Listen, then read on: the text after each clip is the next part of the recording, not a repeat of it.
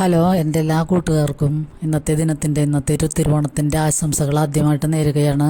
അപ്പോൾ എല്ലാവരും സുഖമായിട്ട് സന്തോഷമായിട്ട് ഒക്കെ ഇരിക്കുന്നെന്ന് വിശ്വസിക്കുന്നു. അപ്പോൾ നമ്മുടെ ജാതിമത ഭേദമന്യേ എല്ലാ മലയാളികളും എവിടെ ഇരുന്നായാലും ആഘോഷിക്കുന്ന നമ്മുടെ ദേശീയോത്സവം തന്നെയാണ് തിരുവോണം.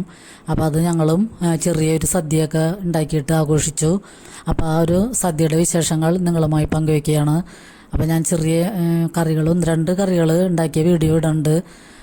അപ്പോൾ എല്ലാവരും ഒന്ന് കണ്ട് സപ്പോർട്ട് ചെയ്യുക. അപ്പോൾ നമ്മൾ ആദ്യം തന്നെ കാളനാണ് ഉണ്ടാക്കുന്നത്. അപ്പോൾ കട്ടക്കാളനൊന്നുമല്ല, കാളൻ കറിയല്ല ഞാൻ ഉണ്ടാക്കുന്നത്. ചെറിയൊരു ലൂസായിട്ടുള്ള കാളനാണ്. അപ്പോൾ കായ വേവിച്ച് ഞാൻ അതിൽ തന്നെ പച്ചമുളകും ഉപ്പും കൂടി ഇട്ടിട്ട് കായ വേവിച്ചിട്ട് ഇച്ചിരി മഞ്ഞൾപ്പൊടിയും മുളക് പൊടിയൊക്കെ ഇട്ടിട്ട് വെന്ത് കഴിയുമ്പോൾ നമ്മൾ തേങ്ങ ജീരകവും കൂടി അരച്ച് ചേർത്ത് അതിന് ശേഷം അതിൽ തന്നെ ആ മിക്സിയിൽ തന്നെ ഞാൻ തൈര് ഒഴിച്ചിട്ട് അതും കൂടി അടിച്ച് ചേർത്തതിന് ശേഷം നമ്മൾ കടുകും ഉലുവയും വറ്റൽമുളകും കറിവേപ്പിലയും കൂടിയും ഇട്ട് വെളിച്ചെണ്ണ ഒഴിച്ച് മൂപ്പിച്ചിട്ടേക്കണതാണ്. അപ്പോൾ ചെറിയൊരു ഗ്രേവിയിലാണ്, ലൂസായിട്ടാണ് ഞാൻ എടുത്തേക്കണത്.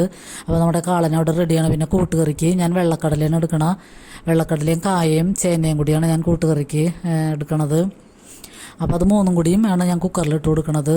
വെള്ളക്കടല നല്ലോണം കുതിർന്നതാണ്, 5-6 മണിക്കൂർ നേരം കുതിർത്തിയതാണ്. അതുകൊണ്ട് അധികം വേവില്ല. 2-3 വിസിൽ ഇട്ട് കഴിയുമ്പോൾ തന്നെ എല്ലാം വെന്ത് നന്നായിട്ട് വന്നു. പിന്നെ ഞാൻ ഇതിലേക്ക് തേങ്ങ വറുത്താണ് അരച്ച് ഇട്ടേക്കണത്.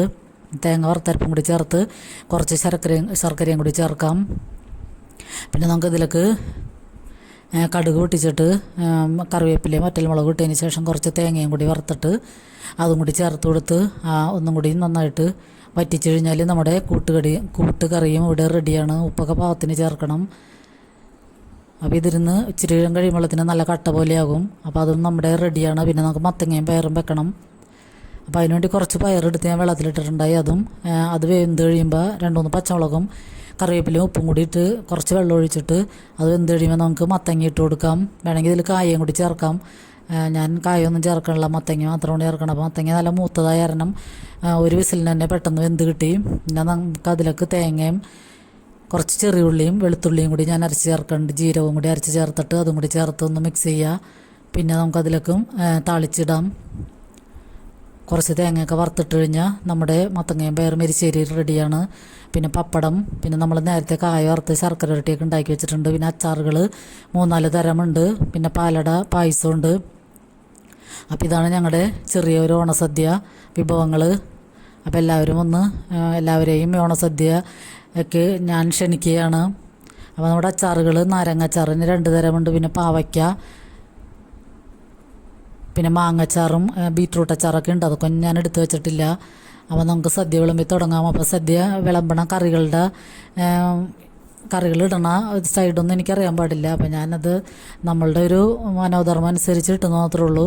അപ്പോൾ ഇഞ്ചിക്കറി, പിന്നെ നാരങ്ങച്ചാറ് 2 തരം, പിന്നെ ശർക്കര ഇരട്ടി, കായ വറുത്തത്. പിന്നെ നമുക്ക് തോരൻ വെച്ചിട്ടുണ്ട്.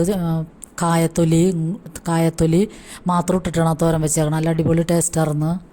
അപ്പോൾ അത് വേസ്റ്റാക്കി കളയണ്ടല്ലോ എന്ന് വെച്ചിട്ട് അതും കൊണ്ട് തോരൻ ഉണ്ടാക്കി. പിന്നെ നമുക്ക് കൂട്ടുകറി, മത്തങ്ങ എലിശ്ശേരി, കാളൻ, ഇത്രയാണ് നമ്മുടെ കറികൾ. സാമ്പാർ ഞാൻ ഉണ്ടാക്കിയില്ല. ഇന്നലെയാണ് സാമ്പാർ ഉണ്ടാക്കിയിട്ട് ഇന്നലെ തീർന്നുള്ളൂ. ഞാൻ സാമ്പാർ ഉണ്ടാക്കിയില്ല.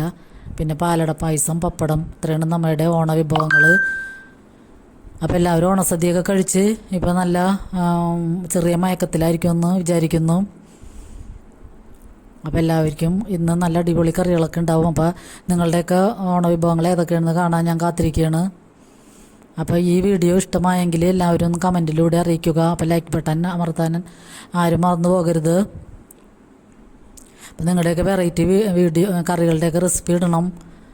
അപ്പോൾ അതൊക്കെ കണ്ടിട്ട് നമുക്ക് ഇനിയും അങ്ങനെയൊക്കെ പരീക്ഷിക്കാമല്ലോ.